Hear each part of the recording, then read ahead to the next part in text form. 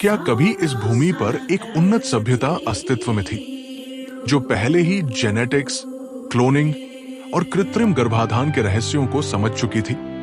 क्या प्राचीन भारत के ऋषि केवल तपस्वी ही नहीं, बल्कि हमारी कल्पना से परे वैज्ञानिक भी थे?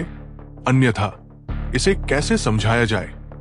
एक ही माता से 100 पुत्रों का जन्म, एक ऐसा चमत्कार जो प्रकृति के नियमों के विरुद्ध है, फिर भी हमारे सबसे महान महाकाव्य में दर्ज है। विज्ञान इसे मिथक कहता है, लेकिन अगर ये एक भूला हुआ सत्य हो तो आज हम इतिहास के उन अंधेरे गलियारों में कदम रखेंगे जहां मिथक और वास्तविकता का मेल होता है, जहां राजाओं के रक्त से तकदीर लिखी जाती है। ये है कौरवों की कथा और ये प्रारंभ होती है अब।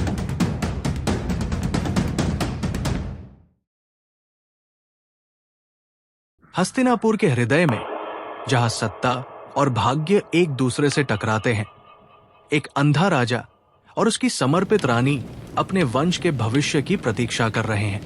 धृतराष्ट्र, जो जन्म से अंधे हैं, और गांधारी, जो स्वयं की इच्छा से अंधी बनी, एक ही उम्मीद से बंधे हैं। एक पुत्र जो सिंहासन का वारिस बने, लेकिन भाग्य की अपनी योजनाएं हैं।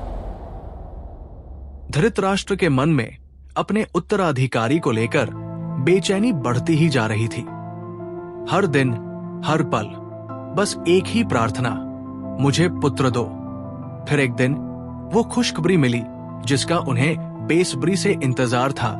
गांधारी गर्भवती हो गई। समय बीतता गया।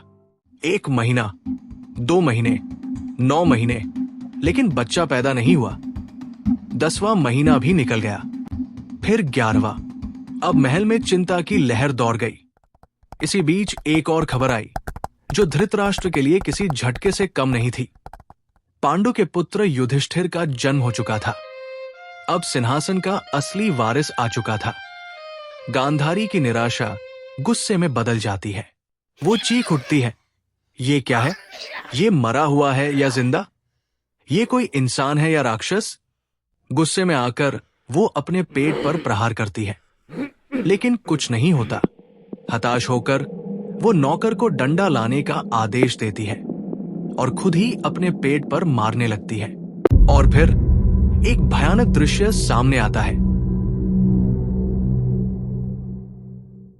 एक काला, ठंडा और निर्जीव मांस का टुकड़ा जमीन पर गिरता है।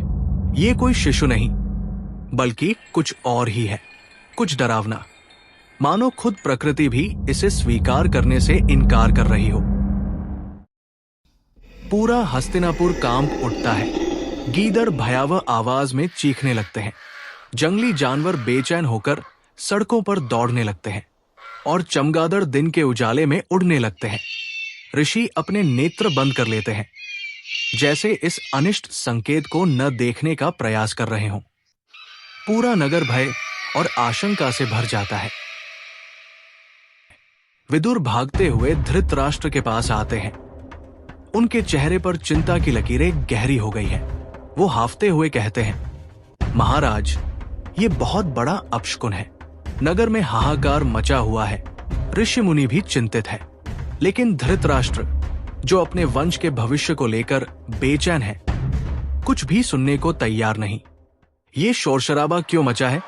नगर में इतनी हलचल क्यों हो रही है? उन्होंने व्याकुल होकर पूछा, पर वो देख नहीं सकते, लेकिन बाकी सब कुछ देख रहे हैं। ऋषिगण सिर झुका लेते हैं। शहर में सन्नाटा छा जाता है।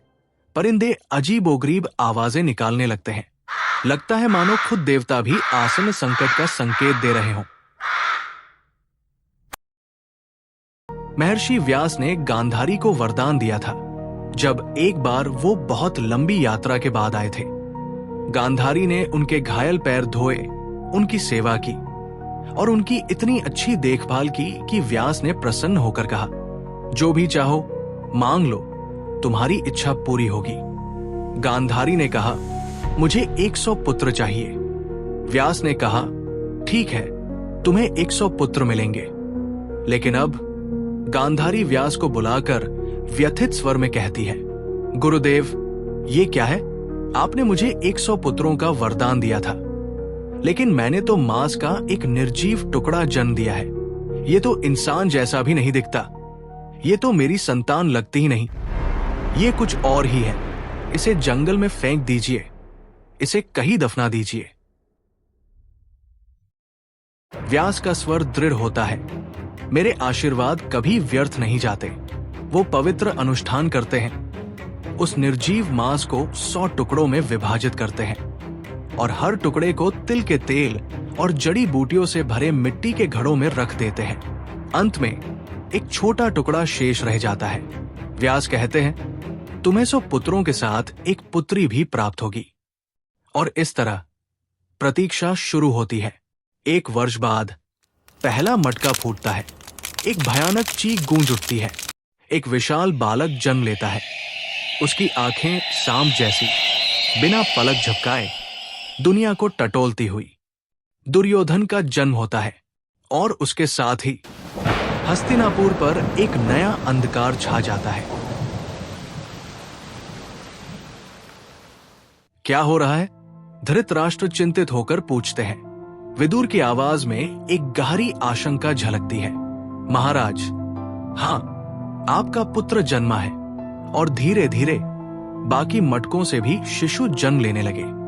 एक एक कर आपके 100 पुत्र जन्म लेते हैं और अंतिम मटके से एक कन्या। लेकिन मैं आपको सावधान करना चाहता हूं। आपका पहला पुत्र जीवित नहीं रहना चाहिए। क्या? धृतराष्ट्र घबराकर बोल उठते हैं। मैं अपने प्रथम पुत्र की हत्या कैसे कर सकता हूं? विदुर के शब्द वज्र के समान कठोर होते हैं। महाराज, ये आपके लिए, कौरव वंश के लिए और संपूर्ण मानवता के लिए कल्याणकारी होगा। इसके बिना आपके अन्य पुत्र निर्दोष रहेंगे, लेकिन इसके साथ ये संसार को विनाश के अंधकार में धकेल देगा। लेकिन मां का प्रेम अंधा होता है। गांधारी अपने प्रथम पुत्र को गोद में भर लेती है, अनिष्ट की फुसफुसाहटों को अनसुना कर देती है और धृतराष्ट्र मोह की जंजीरों में जकड़े कुछ करने से इनकार कर देते हैं। विदुर आखिरी बार चेतावनी देते हैं। व्यक्ति को परिवार के लिए त्यागा जा सकता है, परिवार को गांव के लिए, गांव को राष्ट्र के लिए, और यदि आवश्यकता पड़े तो पूरे संसार को मानवता के कल्याण के लिए छोड़ा जा सकता है। यह राक्षस बालक इस दुनिया को नष्ट करने के लिए आया है। इसे अभी मार डालिए। लेकिन धृतराष्ट्र प्रेम और मोह से पराजित फिर भी इनकार कर देते हैं। 2 नियतियां आकार ले रही हैं। एक जंगल की शुद्धता में, दूसरी महल के अंधकार में, और यहीं से प्रारंभ होती है कौरवों की गाथा। कौरवों के जन्म की प्रक्रिया केवल एक पौराणिक कथा नहीं, बल्कि एक ऐसा रहस्य है जो हमारे प्राचीन ज्ञान को चुनौती देता है। वे मटके जिनमें वे पले बढ़े किसी आधुनिक इनक्यूबेटर से कम नहीं थे। वेदव्यास द्वारा किया गया ये कार्य आज के टेस्ट ट्यूब बेबीज और ह्यूमन क्लोनिंग जैसी तकनीकों के समान माना जा सकता है। लेकिन सवाल यह है, क्या ये सिर्फ कल्पना है या प्राचीन भारत सच में विज्ञान की अविश्वसनीय ऊंचाइयों तक पहुंच चुका था? आपका क्या मानना है? अपने विचार कमेंट्स में साझा करें। हमारे साथ बने रहिए, क्योंकि हम महाभारत की इस महागाथा को अध्याय दर अध्याय उजागर करेंगे।